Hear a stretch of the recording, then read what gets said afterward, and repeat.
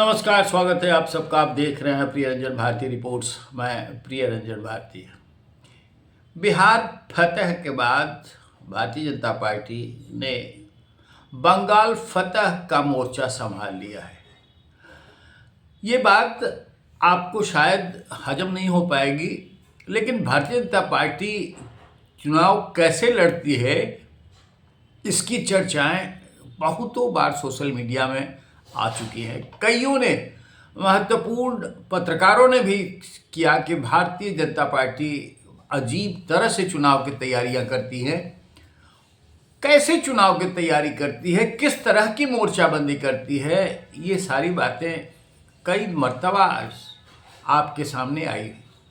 लेकिन अभी बंगाल का मोर्चा बिहार चुनाव के फतह के बाद भारतीय जनता पार्टी कैसे संभाल रही है और कैसे बिहार की एकाग्रता बंगाल शिफ्ट कर दी गई, इस पर एक महीन बड़ी बारीक विश्लेषण आपके सामने पेश करना चाहूँगा। बिहार में चुनाव के फतह के बाद से ही भारतीय जनता पार्टी ने मोर्चा संभाल लिया पश्चिम बंगाल का, और बिहार के स्वास्थ्य मंत्री जो पूर्व प्रदेश अध्यक्ष भी रह चुके हैं, मंगल पांडे, वो वहाँ के चुनाव प्रभारी बना दिए गए। और बिहार की तरह ही लगभग 600 से ज़्यादा विधायकों और संगठन में महारत हासिल नेताओं को अलग अलग विधानसभा चुनाव क्षेत्रों में उतार दिया गया है। मंगल पांडे का अधिकांश समय पश्चिम बंगाल में गुजर रहा है और एक एक सीट पर नजर रखी जा रही है। बिहार में भी यही हुआ था। देश भर से संगठन के बड़े जानकार और जो इस तरह की चुनावी तैयारियों में हमेशा लगे रहते हैं, वैसे नेताओं को बिहार में भेजा गया था और एक एक सीट का प्रभारी एक विधायक को या सांसद को बनाया गया था।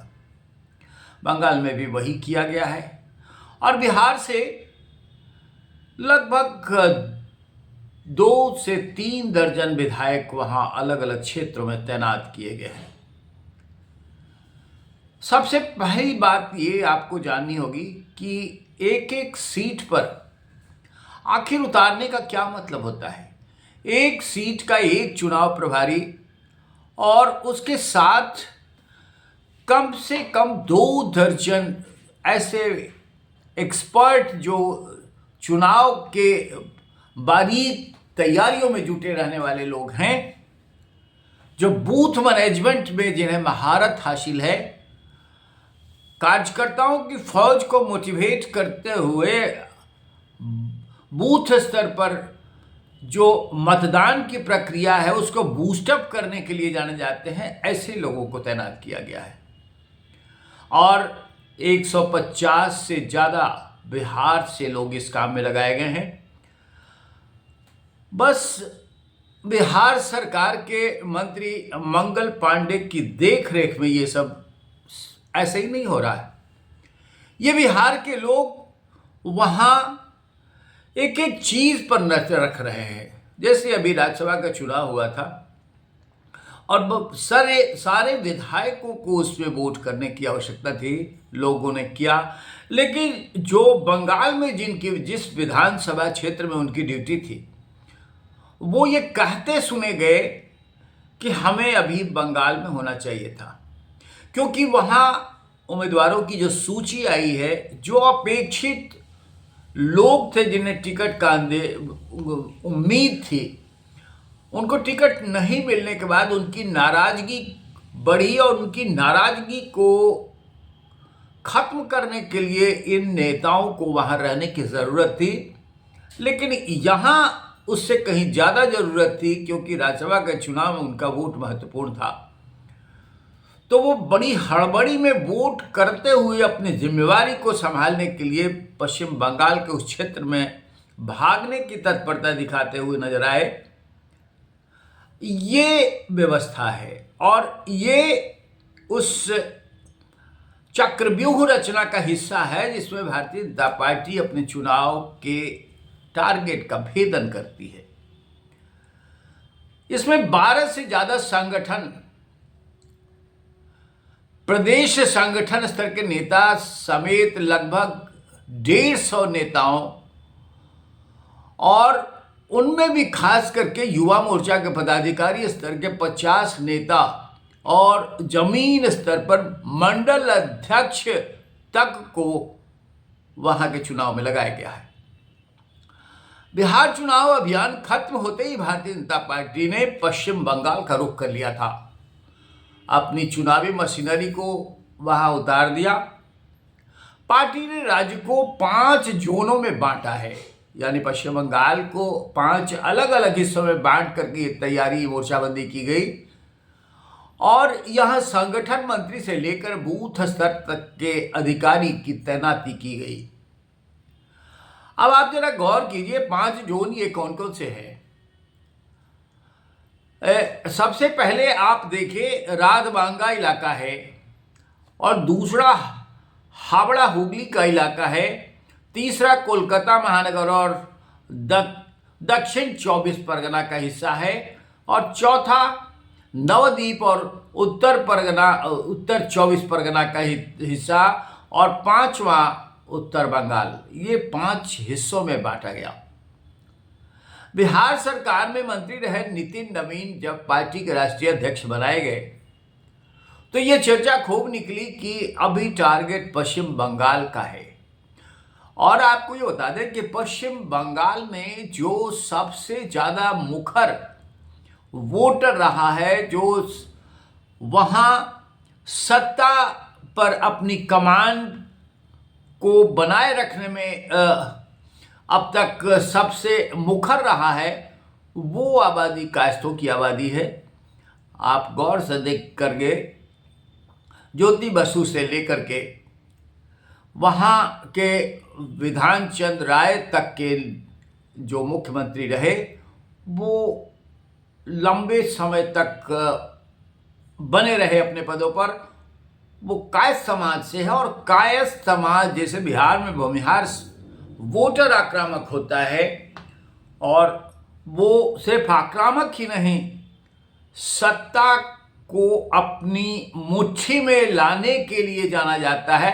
वैसे ही वहाँ पश्चिम बंगाल में कायस्थ वोटर सबसे ज़्यादा डोमिनेटिंग होते हैं और इसीलिए नितिन नवीन के ताजपोशी को पश्चिम बंगाल के चुनाव से दूर करके देखा गया। पश्चिम बंगाल में चुनाव के पहले इनकी यूनिट तैयार कर दी गई। नितिन नवीन ने अमित शाह के भरोसेमंद भूपेंद्र यादव को बंगाल चुनाव प्रभारी बनाया। इनके साथ सुनील बंसल सह प्रभारी हैं। बंगाल के ओवरऑल प्रभारी मंगल पांडे हैं जो बिहार के हैं। बंगाल के national social media incharge Amit Malviya को भी सह प्रभारी की जिम्मेवारी दी गई। अब ये मंडल के नेताओं की जिम्मेवारी गांव-गांव घूमने और बूथ स्तर तक मैनेजमेंट को दुरुस्त करने की है। इन्हें सबसे ज़्यादा महत्वपूर्ण काम ये करने का मिला है कि ये हिंदी भाषी वोटर्स जो हैं उनको जोड़े रखना है। आपको ये जानकर हैरत नहीं होगी कि पश्चिम बंगाल में सबसे ज़्यादा जो प्रभावकारी वोटर है वो हिंदी भाषी वोटर यानी बिहारी, झारखंडी और पूर्वी उत्तर प्रदेश के इलाकों के लोग हैं और ये हिंदी भाषी हैं। इन्हें जोड़ करके एक बड़ा नेटवर्क बनता है और ये चुनाव को सीधा प्रभावित करते हुए फतह तक पहुंचाने के लिए जिम्मेदार होता है। इस टीम के एक सदस्य ने ये मुझे जानकारी दी कि इन्हें केवल गांव-गांव घूमने के लिए बोला गया है।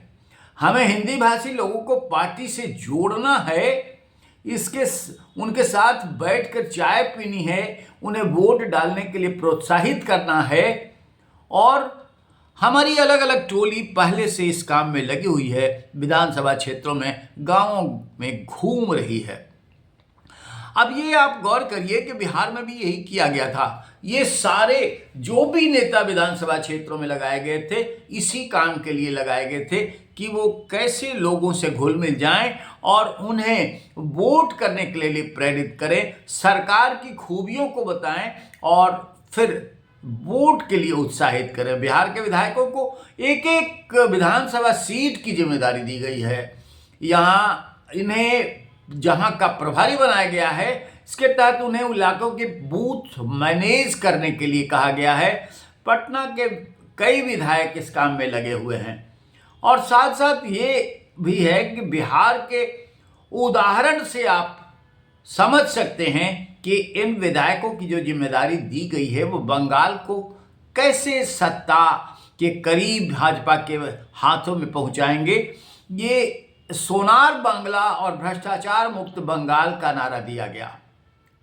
बिहार के नेता यहां आकर संदेश दे रहे हैं कि जिस तरह बिहार में सुशासन की वापसी हुई है वैसी ही जरूरत बंगाल में भी है। एनडीए सरकार के पहले बिहार की क्या स्थिति थी और मौजूदा समय में क्या स्थिति है, ये बिल्कुल तुलनात्मक ढंग से उनके सामने रखा जा रहा है।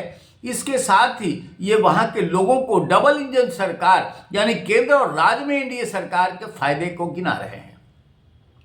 शहर दर शहर चौपाल लगा रहे हैं ये युवा मोर्चा के नेता, जहां तहां जिनकी जिम्मेदारी मिली हुई है जिन क्षेत्रों में, वो 50 से अधिक भारतीय जनता युवा मोर्चा के नेता हैं और इन्हें चौपाल लगाने, लोगों से संवाद करने और उन्हें उत्साहित करने की जिम्मेदारी दी गई है। ऐसे कई नेता हैं जिनको इस प्रभार में वहां लगाया गया है और ये जमीनी स्तर पर काम करने में जुटे हुए हैं।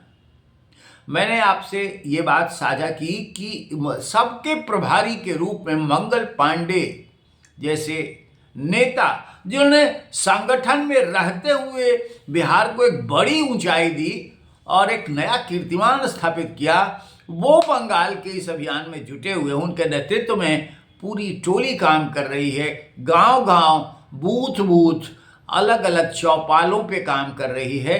अब देखना ये होगा कि सोनार बांग्ला और डबल इंजन की सरकार वाला नारा कैसे क्लिक कर पाता है और पश्चिम बंगाल में भारतीय जनता पार्टी बिहार की तरह कैसे फतह पाती है। ये आपको चुनाव बाद तक इंतजार करना पड़ेगा, लेकिन अभी इस बारीक विश्लेषण के साथ आप जरा यकीन मानिए कि बंगाल जीतने के लिए भी भारतीय जनता पार्टी ने उसी तरह की मोर्चाबंदी कर रखी है जैसा अन्य जीते हुए प्रदेशों में करती आई है। आगे आगे देखिए होता है क्या। लेकिन हमारे इस वीडियो पर अपनी प्रतिक्रिया कमेंट बॉक्स में ज़रूर दीजिए और हमारे इस चैनल को प्रियंजन भारती रिपोर्ट्स को सब्सक्राइब नहीं किया है तो सब्सक्राइब कीजिए, लाइक कीजिए, शेयर कीजिए। फिर मिलते हैं। नमस्कार।